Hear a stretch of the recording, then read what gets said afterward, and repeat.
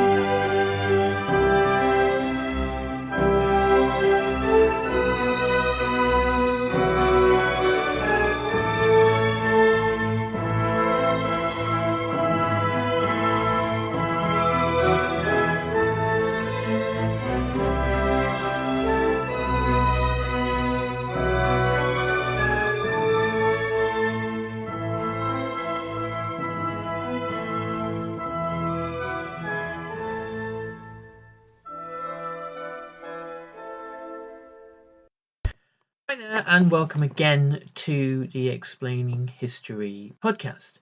A couple of days ago, I started to talk about the American counterculture in the 1960s, particularly the anti-war movement, the student kind of faction of that. And I think that this is something that exists within the kind of the imagination of many people when they think of the 1960s and they think of kind of activism.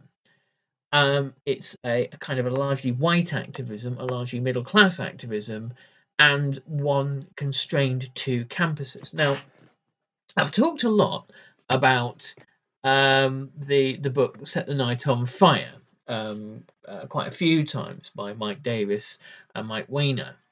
And it's a brilliant book because it talks. They call it a movement history, the history of radicalism in the 60s.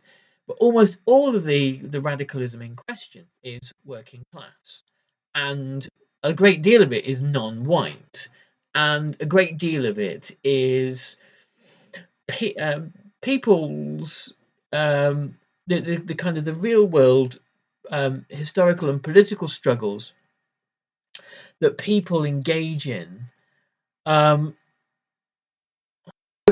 gets any kind of mention in official histories of the counterculture, because actually, ironically, the student anti-war movement, a lot of it is quite for the tastes of establishment voices now. Is quite tame. It's quite safe. It's quite nice. It basically is the people marching with placards protesting against a particularly unfortunate policy decision, but whose views on the wider system as a whole remain, relatively tame. It's not to say that there weren't anarchists within the student movement. There weren't revolutionaries who correctly linked the Vietnam War to the wider functioning of capitalism or the civil rights struggle. There wasn't a. It's not to say that there weren't people with a Marxist critique of segregation. There certainly were, but for the most part, the reason why this fairly small part of the counterculture, the college student movement, was focused upon so much, is that it's a lot safer to talk about. They were generally a lot less threatening to the system as a whole. The people who were threatening were people like the Black Panthers, and they were threatening because the FBI went and assassinated their leaders.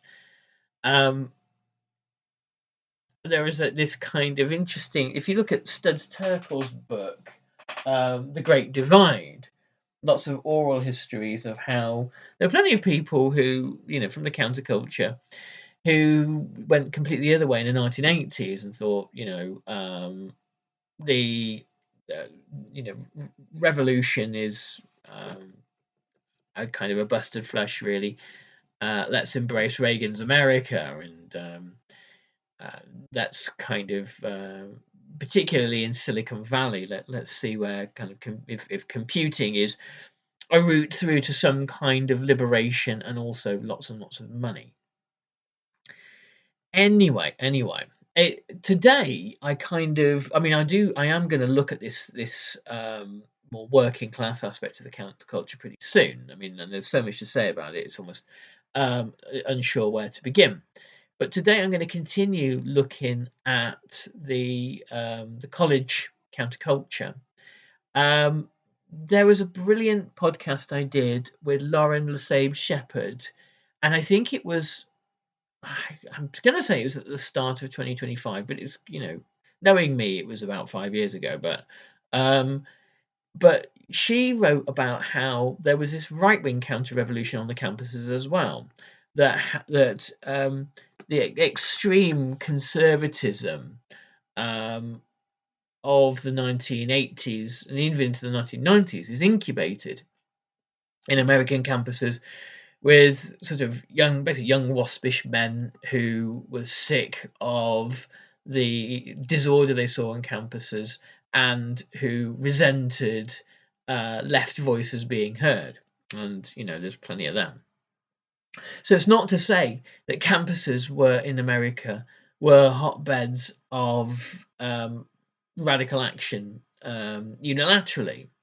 And before I kind of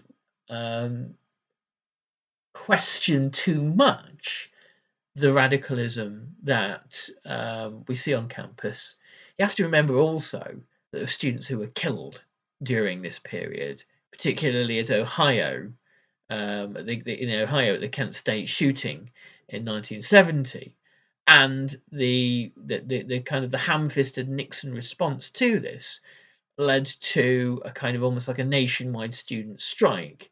So, fair dues, and to those who really suffered. There were people who quite literally placed their lives on the line. Just to give a kind of a balanced picture to all of this. So the left in America in the 1960s faced a number of challenges. Firstly, the basis of left politics had to be kind of reinvented because of the realities of the kind of the post-Stalin era. It was very difficult to maintain any kind of moral coherence as a member of the Communist Party of the USA after 1956 and Khrushchev's secret speech and the quiet part about Stalinism being said out loud. Everybody now knows we can't deny what Stalinism was. The publishing of various memoirs of the Gulag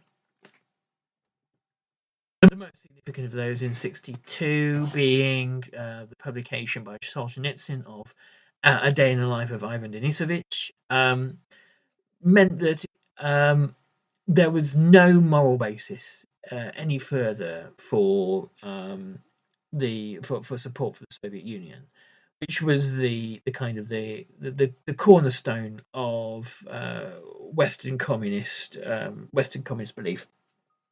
This had been shaken, obviously, in 1956 with the invasion of Hungary, and then later in 1968, the last vestiges of support for the Stalinist left kind of collapsed with the invasion of Czechoslovakia. So, building a new left is a kind of an arduous struggle. And part of the new left thought came from, for example, thinkers like Herbert Marcuse of the Frankfurt School, whose critique of capitalism and Soviet communism, and the bureaucratization, militarization, and waste that both produced, you can find in his book One Dimensional Man. And this was a kind of like a foundational text of the counterculture. There are kind of other strands within the counterculture which are more which are less based in a kind of like a materialist critique of capitalism or Soviet communism, and more based in a kind of like LSD type rejection of the kind of formal structures of everyday life, the Timothy Leary type thing, and there are these kind of overlaps between the politics of the counterculture and its kind of cultural or sort of lifestyle aspects to it. Those overlap with things like the Yippies, the Youth International Party. One of the kind of the good films. I mean, it's got issues with it, but the trial of the Chicago 7, Chicago 8, but it's kind of 7 really, which is the kind of the Steven Soderbergh film version of it, has a kind of a good exploration of the kind of the clash, the schism within the counterculture and the countercultural left. Between Abby Hoffman of the Youth International Party and Jerry Rubin, the Yippies, and Tom Hayden of the Students for a Democratic Society. Tom Hayden goes on to become sort of like an establishment figure within the Democrat Party later on, and it becomes kind of liberal royalty, whereas Abby Hoffman and Jerry Rubin were never kind of part of that and never going to be. So building a new politics within the kind of the context of the mid-1960s, that new politics stems from the collapse of the old left. It stems from the politics emergent from the civil rights movement and from Vietnam, and a kind of a critique of capitalism based on these two phenomena.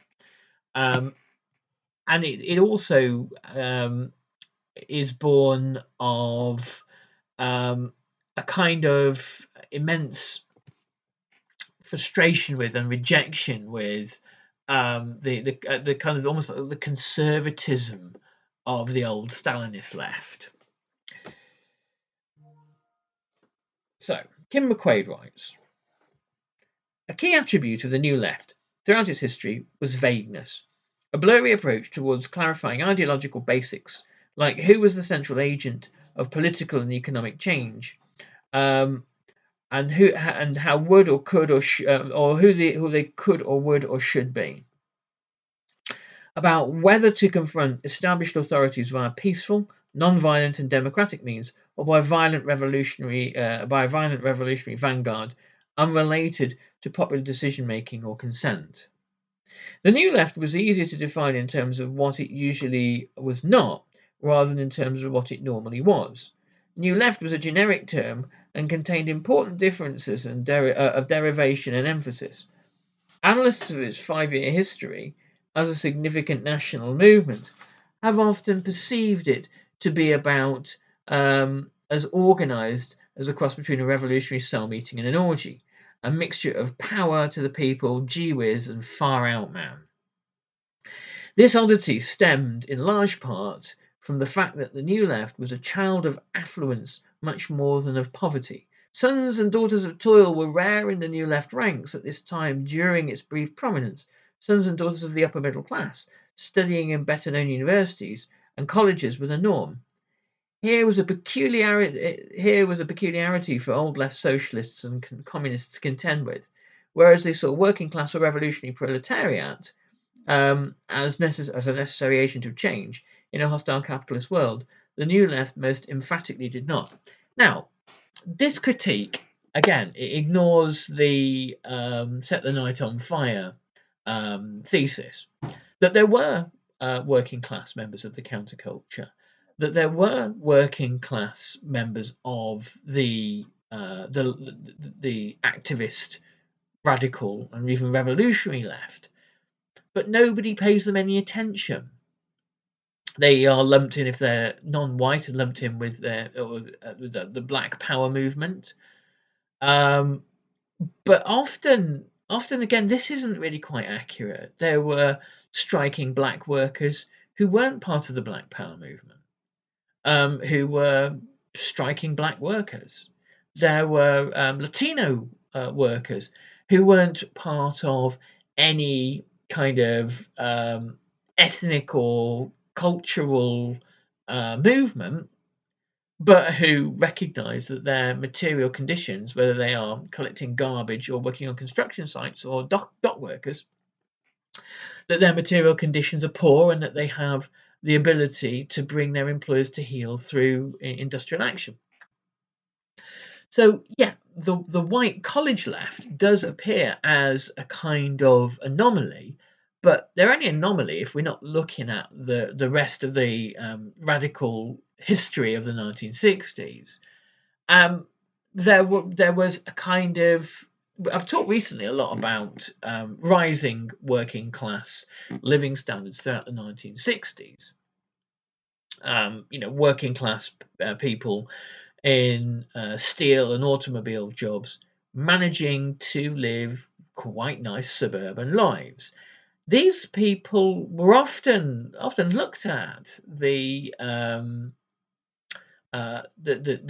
anti-war left in general with mystification and sort of resentment, anger. They said, firstly, our previous generation, our parents' generation, fought in World War II, and everyone got behind them, and they fought against the tyranny, and they weren't anti-war marches in 1943.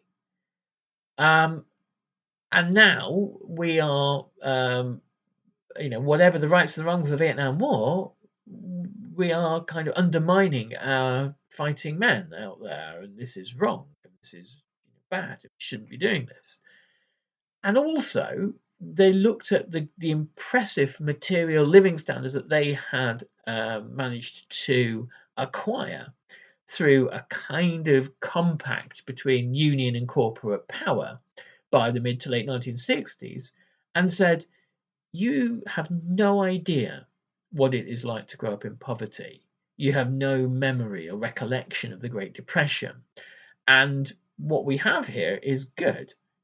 And this accounts by the late 1960s for a kind of a swell of support for Nixon. You had the Hard Hat riot, where Nixon's the anti-war student left was beaten up by construction workers who were marching in support of Nixon. And these are, working class guys on building sites. They hate students and can't stand seeing their kind of what they perceive as a sort of like a privileged self-righteousness. So you have that faction that are and to say that to take this view of that a kind of a left critique would come up with that kind of hegemony the hegemonic kind of cultural forces have pulled the wool over the eyes of the working classes and set the workers against their own class interests. Well, I mean, really? Or were these people that looked at their own interests and thought, actually, people like Nixon have represented us very well, and things are all right, and we like how things are. So the student left itself, obviously, not representative of the whole left at the time, but certainly didn't map into the way that Marxist theorists imagined the middle class and the working class should be.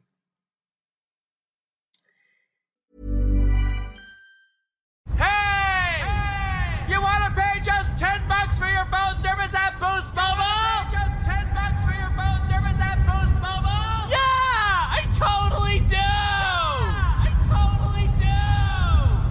This holiday, the best gift is for you. Pay just $10 a month for the first 2 months, then $25 a month forever with unlimited data, talk, and text. Offer valid at boostmobile.com. After your first 2 months, you'll pay $25 a month unless you go online or call to cancel. Requires autopay.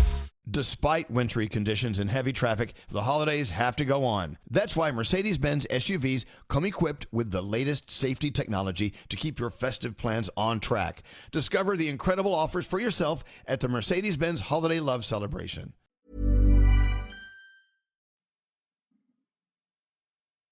Who would serve as the inevitable and irresistible gravedigger of capitalism was a matter that started out inexact and remained that way. Most committed New Left activists were initially clear, however, that the working class was a hopelessly inadequate force for historical progress.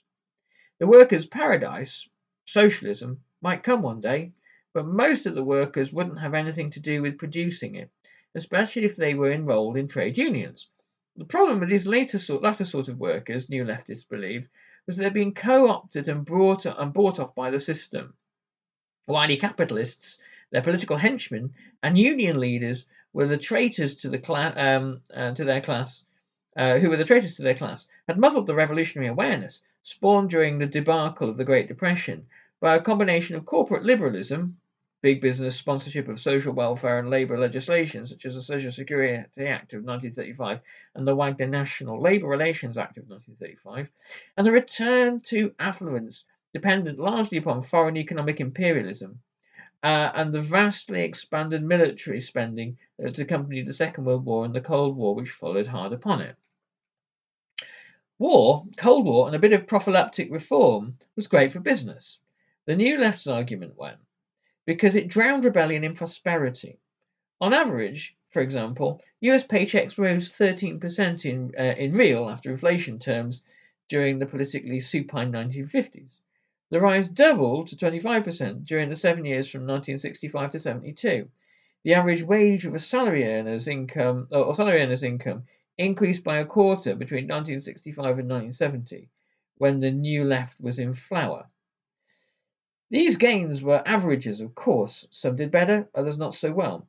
But those among the blue-collar workforce who did the best were those with the greatest collective organisation and clout, the largely unionised industrial workers of long-established socialist hopes, the very people who were supposed to be leading the radical charge to the factory gates, from the factory gates to the citadels of capitalist power, then had been beguiled to sell out shining socialist tomorrows for the messes of materialist pottage. Well, to many workers, and this isn't specific to America, this is kind of everywhere, to many workers it makes a great deal of sense for your union to represent you for better wages and working conditions and entitlements and benefits, and for you to pay a union subscription for that. The idea that following that, the union is then supposed to create a kind of anarcho-syndicalist vanguard party to overthrow the capitalist system is a hard sell, particularly when workers are enjoying a bigger share of that system. Often, when you have strikes, you had strikes in the 1970s here in Great Britain, it was not, as the popular right-wing press have argued, workers trying to overthrow capitalism. It was workers trying to engage more in capitalism.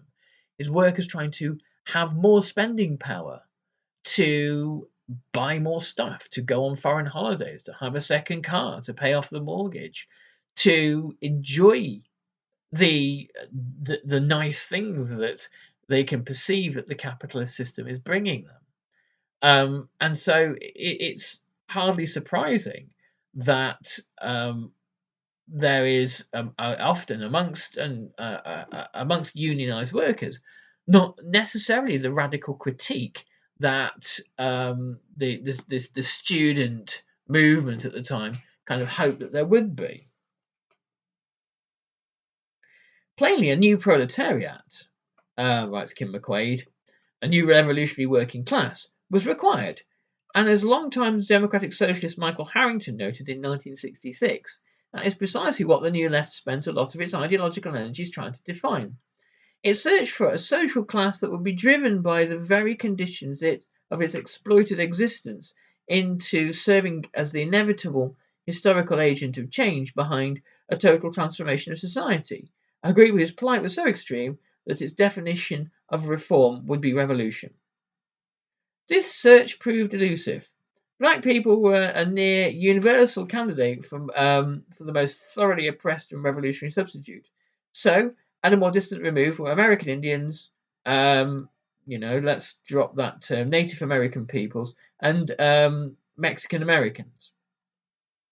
Women got added to the list after a coalescence of feminism as a national voice in 1969, and gay and lesbian people still later.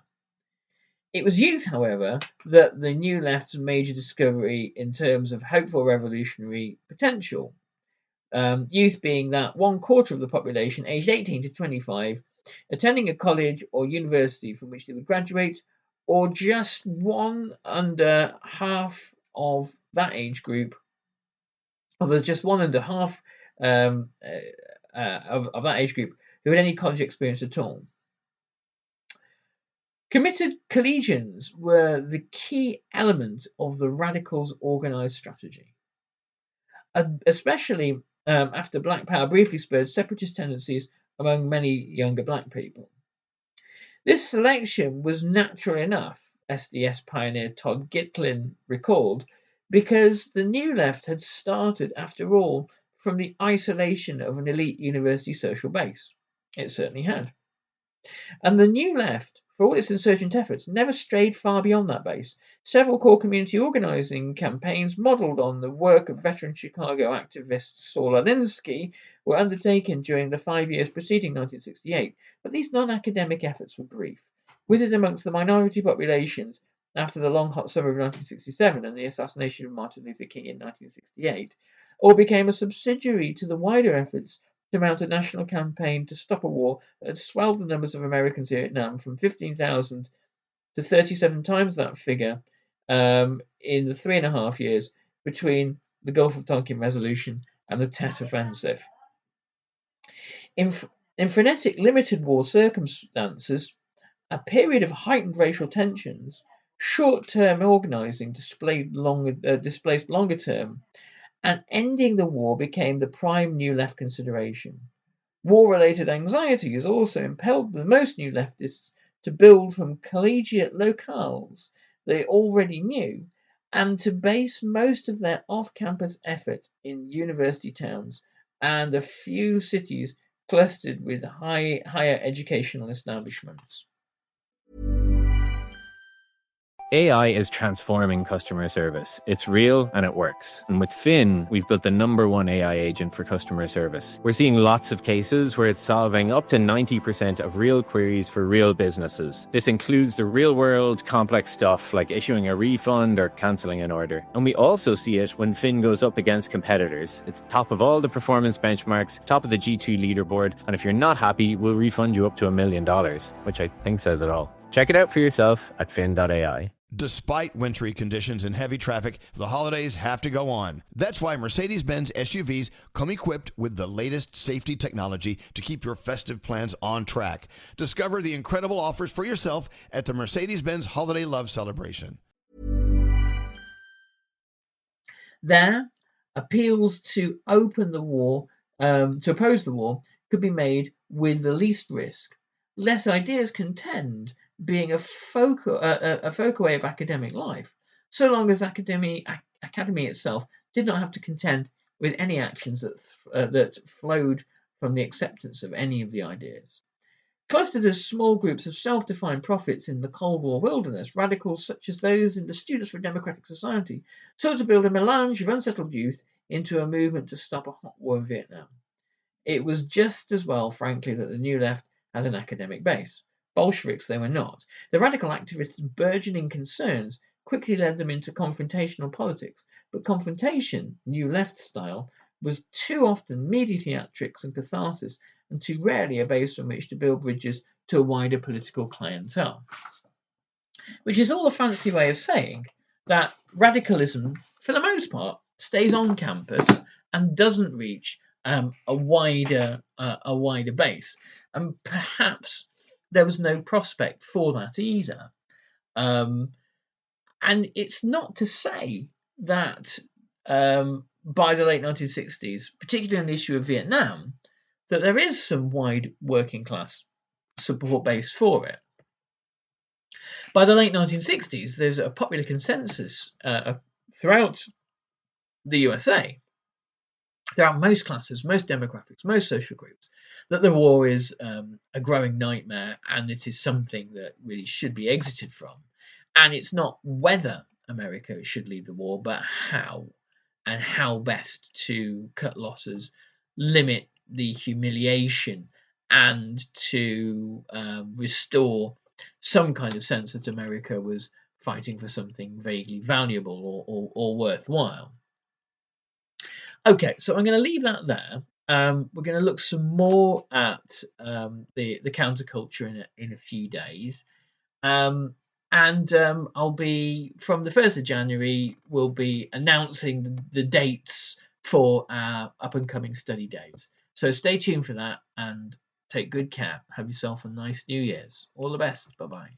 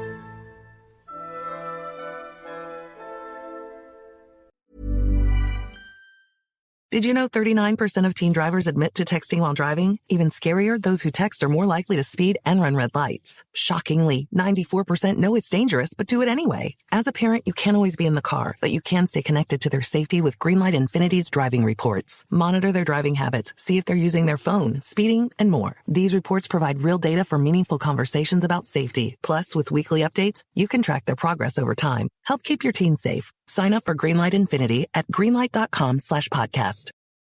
With Venmo Stash, a toggle on one hand and ordering a ride in the other means you're stacking cash back. With Venmo Stash, get up to 5% cash back when you pick a bundle of your favorite brands. Earn more cash when you do more with Stash. Venmo Stash terms and exclusions apply. Max $100 cash back per month. See terms at venmo.me/stash terms. Thank you for listening to this episode of Explaining History. This podcast is an independent production, and it's listener support that keeps these conversations going week after week. If you find value in the show and want to help cover the costs of research and production, please consider making a contribution. You can join our community on Patreon or make a one-off donation. Just follow the links in the show notes for this episode.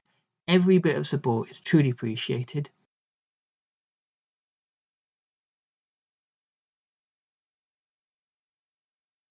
Thanks again for listening.